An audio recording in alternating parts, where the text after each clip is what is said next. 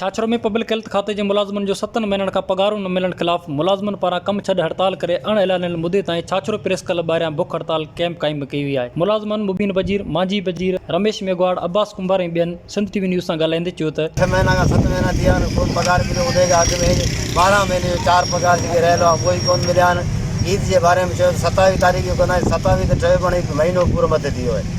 7 महीना जा पघार कोन मिले, असांजा बचा लंघण वेठा आहिनि। असां महिरबानी घुराए पघार असांजी कयो वञे। कोन था थियनि, डेली वेज ते असां ऑर्डर आहिनि। 7 महीना थिया आहिनि, पघार कोन था ॾियनि।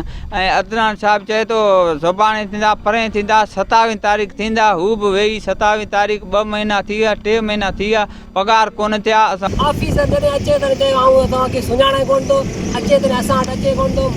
एमएलए जे बंगलनि ते वेही हुतां वापसि हलियो वञे थो। ऐं पघारनि जो पुछूं त जमील अरबाब चवनि अॼु कोन्हे सुभाणे थींदा, सुभाणे कोन्हे परीं थींदा। वरण वधीक चयो त एक्सीएन थरपारकर जी ज़ियादतियुनि जो नोटिस वठे पघारूं जारी कयो वञनि, ॿी सूरत में एहतजाज जारी रखियो वेंदो। मुमताज़ रामो, सिंध टीवी न्यूज़, छाछरो।